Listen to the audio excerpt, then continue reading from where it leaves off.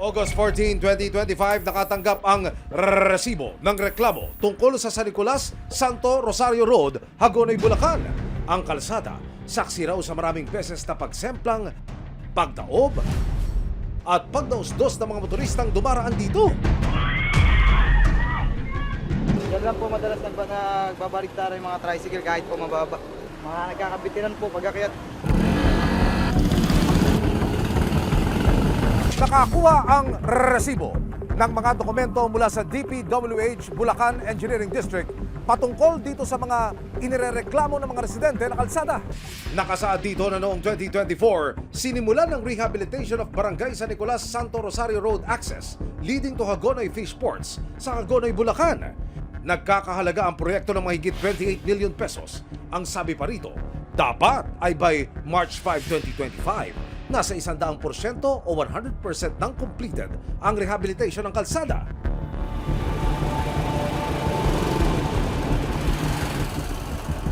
Ang araw-araw na pagkahon at paglusong ng mga motorista sa bahaging ito ng San Nicolas, Santo Rosario Road. Nadagdagan pa tuwing hapon, high tide na kasi sa mga oras na ito.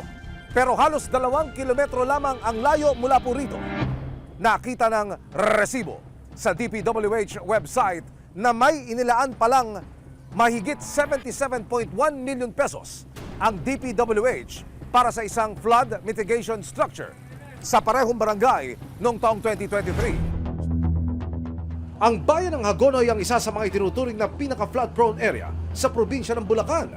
Kaya ang pamahalaan nagpatayo dito ng 43 flood control projects na may kabuuang halaga na mahigit 3 billion pesos. Ang ilan sa mga proyektong ito inimbestigahan ng resibo.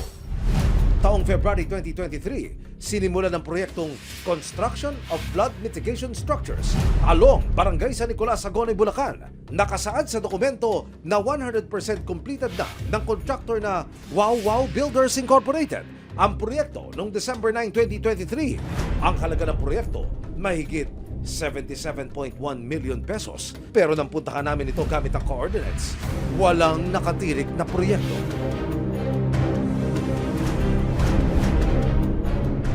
Ka Ernesto, ang hangarin po ng aming pagtungo rito ay para makita sana yung proyekto, yung flood control project. Abay, hindi ho namin makita eh. Itatanong nga ho namin sa inyo mga residente rito, meron ho ba? Parang wala po ata ako nakitang ginagawa ditong project na ganyan. Baka ho lumagpas kami. Hindi naman. Hindi ho naman talaga- po. Sakto lang po yung pinuntahan ninyo Ikukulitin ko kayo, paulit-ulit na tanong, baka ho, hindi ba yan, yung proyekto na yan, talagang wala ho? po yan. Wala ho talaga yan. Sa isinagawang pagsasaliksik pa ng resibo, dito sa DPWH website, kapansin-pansin na may 3 pang proyekto sa kalapit na mga barangay, dito pa rin sa bayan ng Hagonoy. Ang halaga ng bawat isa, 77.199 million pesos. Din, carbon copy o copy-paste? Ang tanong, nasaan ang mga ito? Yan ang susunod na inalam ng resibo. Ang mga sumunod na proyektong sinubukan naming hanapin gamit pa rin ang coordinates na nakasaad sa DPWH website, ang Riverbank Protection Structure sa Barangay Abulalas, Riverbank Protection Structure sa Barangay Carillo, Riverbank Protection Structure sa Barangay Iba, at ang Riverbank Protection Structure sa Barangay Iba, Ibayo. Ang lahat ng ito, idineklarang 100% completed, pero bakit parang it's complicated yata? Nagpalipad din ng drone ang resibo sa pag-asang makikita namin ang proyekto pero wala po kaming nakita. Hindi tayo eninyero o eksperto pero hindi po ba dapat ay makikita mo na rito sa baybay, nasa lupa ka man o himpapawid, ang ganitong kalaking halaga na proyekto. Isa-isa ring pinuntahan ng resibo noon ang mga contractor na Wow Wow Builders Incorporated at Darcy and Anna Builders and Trading para kuwanan sila ng panig pero ni isa walang humarap sa amin. Sa official statement naman ay pinadala ng Bulacan 1st District Engineering Office ng DPWH sa resibo noon. Hindi na raw sila maaaring magkomento sa mga proyektong pinuntahan ng resibo. May mga ongoing daw kasing investigasyon sa kanilang ahensya. Makalipas ang halos 1 taon, may magandang balita. Maayos nang nadaraanan ng Semplang Road sa Barangay San Nicolas matapos daw itong ipagawa ng DPWH 1st District bago matapos ang 2025. 3 buwan matapos unang maipalabas sa resibo ang kanilang problema. Simula po na i-ere yung aming barangay, yun po, malaki po yung pinagbago. Yung lugar ko kasi, yung mismong ere kung saan ginawa yung Semplang Road, yun ho naman ay natapos. Ang mga namamasadang tricycle driver, mas ligtas na raw ang biyahe sa nakagista nilang ruta. Safe kami, hindi ganyan dati na nagsesemplangan. Eh ngayon okay. Mabuti na ngayon, eka nga, pati yung mga bata hindi man nahihirapan naman lalo kung uwian at pasukan. Pero hinaing ni Kapitan, kalahati lamang daw ng buong kalsada ang inayos. Meron na pangamba. Kasi nga yung ginawa nila, gawa yung kalahati, yung kabila ay iniwan. At ang sabi ay municipal na daw ang magtutuloy nung naiwan nilang karsadang gawain.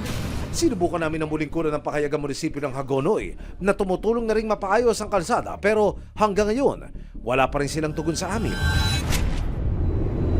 Sa Barangay San Roque, Hagonoy, Bulacan naman, tambak na mga basura at walang humpay na baha ang deadly combo na araw-araw na tinitiis ng mga residente tulad ni Andy. Talaga sir, hindi na kami makapamuhay ng normal dito.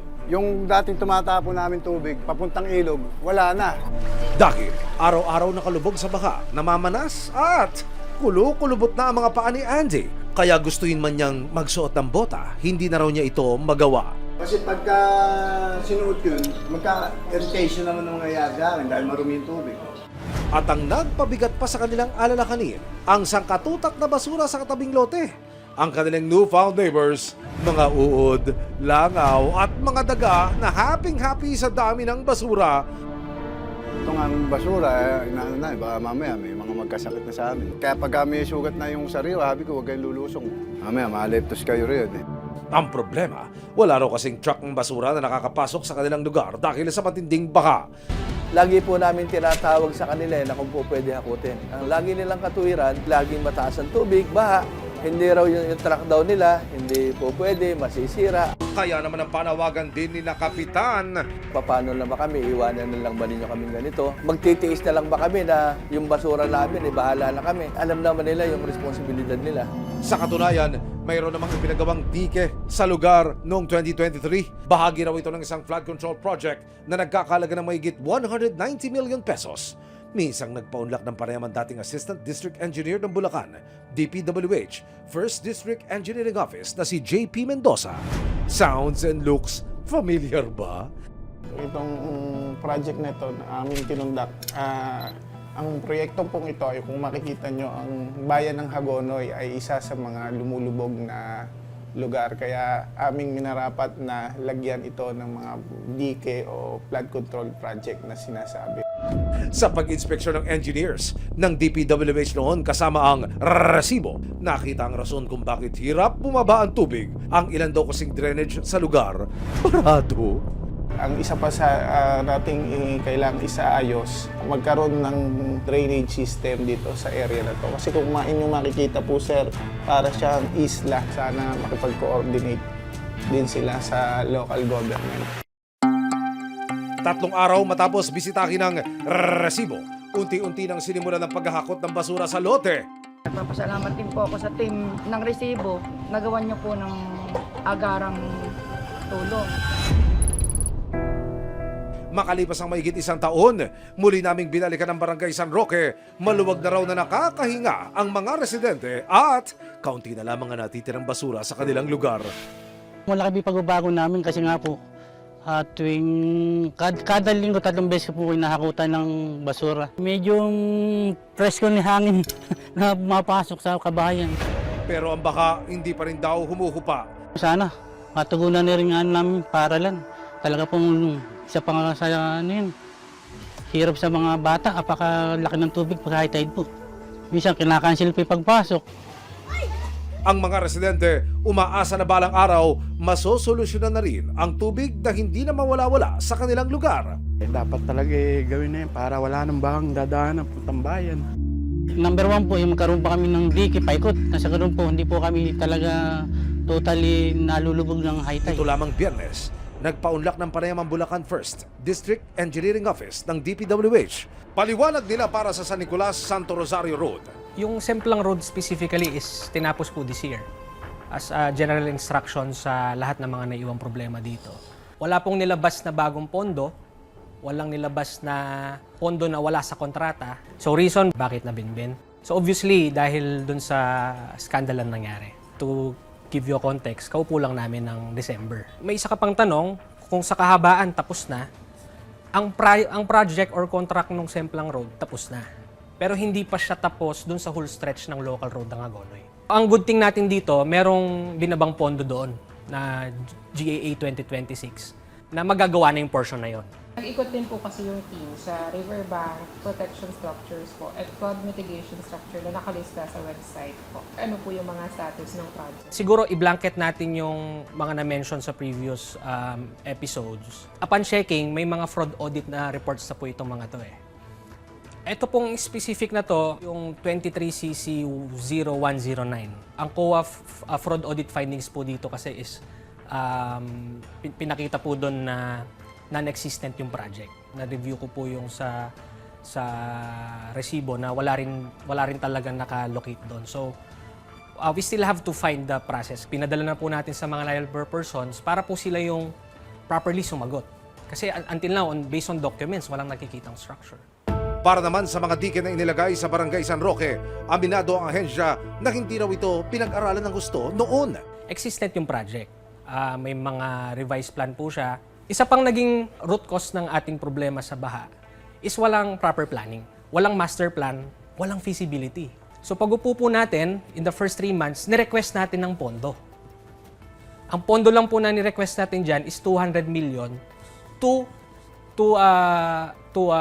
conduct the feasibility of whole Bulacan First DO. At kapag na-formulate na po yun, may tamang siyensya na, may tamang pag-aaral na, hindi na-hawsyaw yung mga proyekto. Maraming salamat sa panonood, mga kapuso. Para masundan ang mga reklamong nasolusyonan ng resibo, mag-subscribe lamang sa GMA Public Affairs YouTube channel